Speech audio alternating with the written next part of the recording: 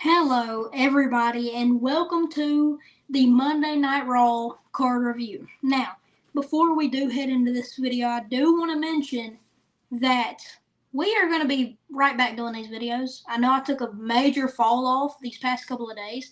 Honestly, I've been focused on Instagram a lot more, but now, it shouldn't be that way because I started with this years ago. So now I need to keep the track going. We're going to be doing a Monday Night Raw card review tonight.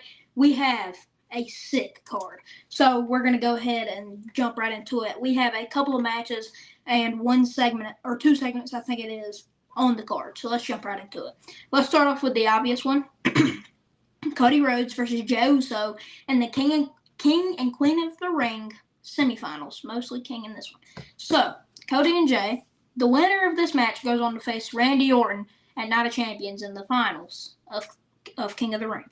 After Randy defeated Sami Zayn in a kind of a weird showing, Randy is now in the finals, and whoever wins this match tonight will go on to be with Randy. So, honestly, I feel like this match could go either way, but I feel like that in the sense of something that we've been waiting for, something that we've been teasing for so long, and Cody Rhodes versus Randy Orton, it has to happen. But if Jey Uso loses this match, there has to be a reason why he loses it. And Rollins is on this card, so he's already booked. Unless they come out at the start of the show, which I would not be surprised with because we know they've opened the show a lot of times before since this faction has been built. So I would expect on this Monday Night Raw tonight, Rollins, Bronson, Bron, and Paul open up the show. They get their words out like they normally do. And then we get later in the night, in the main event, I'm guessing here, Cody versus Jey in the semifinals in one of the biggest matches, or the biggest match in the King of the Ring so far. And we're seeing former tag team champions, former tag team partners going against each other in this match. And I think it's bittersweet. If Jey loses this, what's the reason he's in the match? Period. What's the reason he was even in this tournament? If we are going to potentially have Jey win this title back after Gunther and Goldberg's feud is to a wrap, then why are we having Jey going against Randy? I feel like the obvious answer here is, we could have went two storylines here. I feel like we were putting a rock in a hard place with Randy Orton versus Sami Zayn and Cody Rhodes versus Jey Uso, because if Sami would have beat Randy, then we would have saw Sami, and then we would have saw Jey. That's perfect combination against each other. But now we're seeing Randy, so we have to see Cody, right? But if not, it's going to be mixed match, and we're going to see Jey versus Randy. I'm going with Cody winning this, but I have Rollins' faction breaking this up.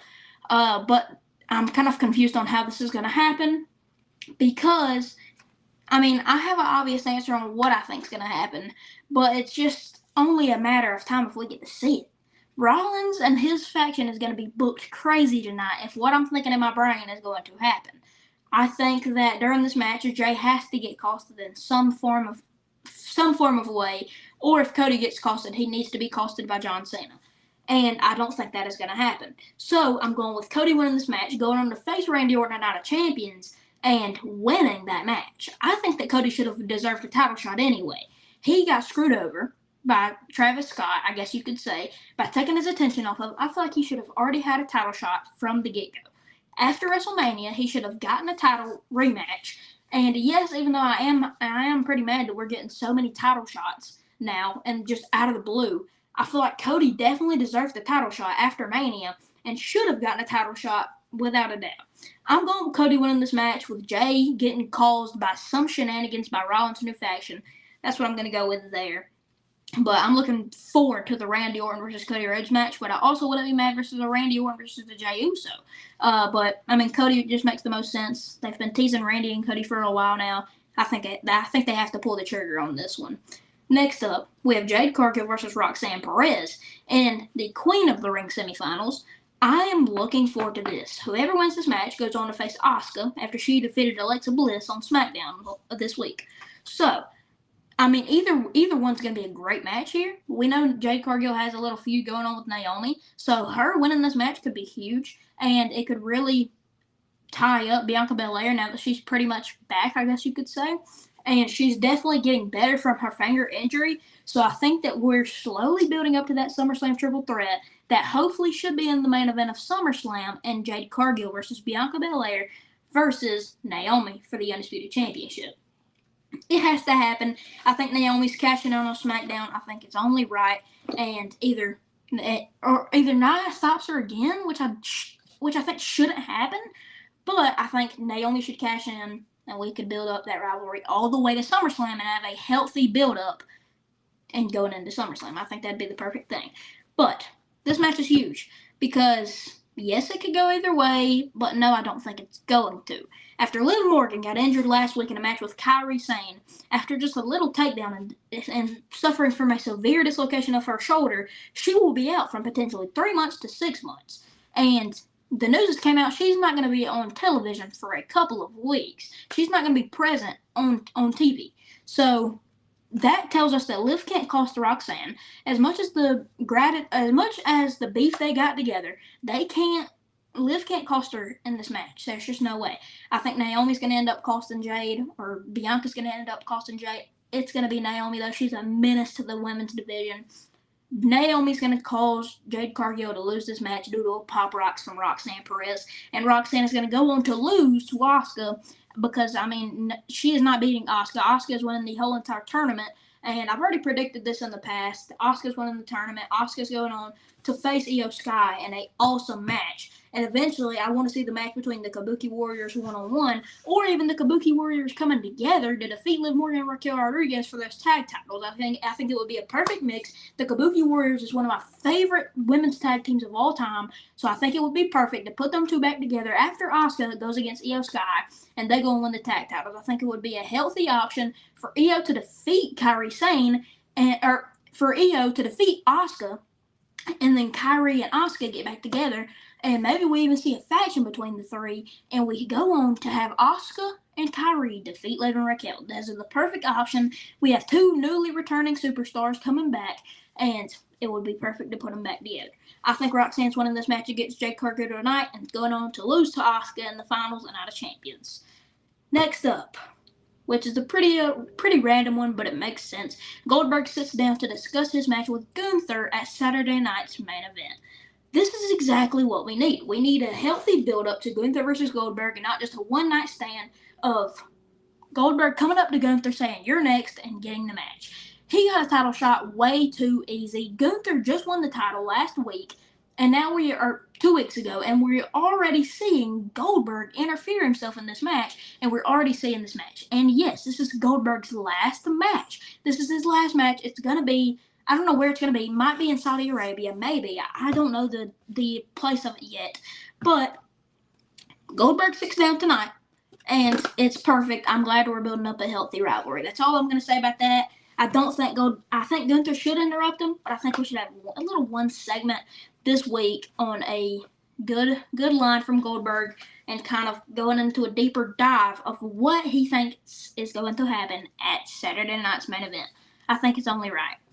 And next, Seth Rollins will speak to the WWE Universe, and I think this is great, but I have a little bit of a pet peeve. I know y'all get mad whenever I say that, but it is a real pet peeve. Now I'm starting to realize, and now I'm starting to not understand why Seth Rollins needs Paul Heyman. Because Seth Rollins does not need a mouthpiece, and we've only seen Paul Heyman talk on the mic whenever he walks out. That is the only time we've seen Mr. Heyman on the mic. There is no reason Rollins should need a mouthpiece. The only reason that Rollins needs Paul Heyman is to look good. That's the only thing he's there for, and to get distracted in the matches and hold his briefcase around. That's the only thing Paul Heyman is being used for in the current state of Seth Rollins' faction.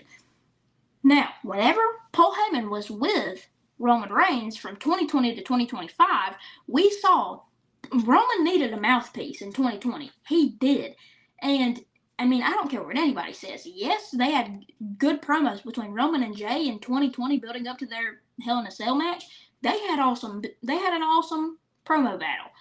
But Heyman needed to be on the mic, and Heyman needed to be on the mic 65% of the time in 2020 But then 2020 Roman stepped up his game and carried it all the way through until 2025. This is what I'm starting to notice. Heyman's helping out too many people in the back because they're doing perfectly fine on the mic. But I think it's good because, I mean, we're going to have Rollins open up the show, I'm guessing, and it's going to lay down some crazy words ahead of Bron Breaker's match later in the night. I think it's going to be perfect. Next is probably the second match that I'm looking forward to the most, and that is Bayley versus Becky Lynch in an Intercontinental Championship match. And after Becky attacked Bayley to tag with Lyra Valkyria to take on Liv and Raquel at WrestleMania to win the tag titles, and which was so bittersweet. But then the next week, Becky turns on Lyra, and Becky goes on, after losing to Lyra one time, she goes on to beat Lyra at Money in the Bank. So Becky's your new champ. Becky was looking tall. Bayley returns and gets her get back on Becky for attacking her before Mania. Bayley calls her shot at the title match. She gets it. I'm having a hard time digesting the fact that we are getting so many title shots in the next few weeks that it is really getting on my nerves. On SmackDown, we have Tiffany Stratton versus Nia Jax. That's a feud that I'm happy with. That's a feud that I understand why they're getting a title shot. One that I don't understand is we see the White Six, after one match of defeating DIY, I think it is, after one good match, they get a title shot against the Street Profits. The White Six lose, they lose everything. They lose every single bit of things they got. And Street Profits right now, I feel like, is at their prime. They are at their prime position. They're where they need to be. They're at the top of the division. They need to be there. They need to stay there. After 1 week of returning, or one match, they should not be getting a title shot. This is exactly how I feel about Bayley and Becky. They could have done a super healthy rivalry here, super healthy promo battle. We know Bayley and Becky were in the Four Horsewomen. They could have brought that into the storyline. It would have been perfect. But instead, Bayley's getting a random opportunity in which Lyra's probably going to get involved, and we're going to continue the rivalry. And this match we should see a triple threat at Evolution between Bayley, Becky, and Lyra for the IC Championship.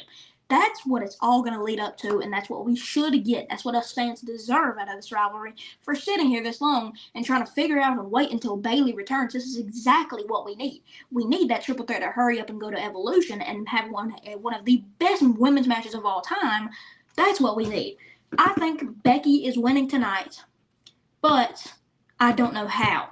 I don't know if Lyra's going to get involved or if we even see a DQ. I could see that as well. But I think Lyra has to get involved, and if I had to bet, I think a DQ's coming and Becky's going to retain that way. That's my last hope. And lastly, we have Bron Breakker versus Penta. Last week, Penta and LA Knight came to the aid of Jey Uso and tried to fend off Bron Breakker from getting interfered in the match between Jey Uso, Bron Breakker, Jey Uso, Bronson Reed, Rusev, and Sheamus in a fatal four-way match to see who will go into the semifinals to face Cody Rhodes. Jey ends up hitting the Uso splash to Bronson Reed, which is a bittersweet moment, and gets the 1-2-3 on Bronson, and it was a bittersweet moment because Bronson hit him with a tsunami the prior week. It was great. But now we see Jey in a match against Cody tonight, and Bron versus Penta is a match that could tear the house down and completely overshadow Cody versus Jey if it really wanted to. If Bron and Penta bring their A game tonight, and they bring everything they have, they are going to burn the house down, and they're going to perform the best match of the night. No ifs, ands, or buts about it. These are two superstars that are arguably two of the best in-ring workers in the whole entire world, and could do anything they want with this match and do the best possible things possible.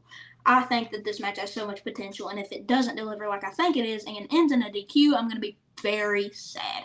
But I think that Penta should win this match because there's no way we have Penta go on a downfall like this. I cannot wait till the Lucha Bros get back together because there's no way we can keep Penta as a single star. We saw him not even have a championship yet, and yeah, I thought he was going to beat Bron Breakker and win the IC title, but just wasn't the right place, right time. And Dom is the respective champion. He is the respectable champion. He is the right champion to hold that title right now. So I think that Bron should lose tonight, and Penta should hit the Canadian or Mexican Destroyer and the Penta Driver to pick up the victory. I think that is only right, and we finally need Penta to do some good work in WWE. we've really seen him do absolutely nothing. So I think it would be only right if we see him do this tonight. But hope y'all enjoyed today's video.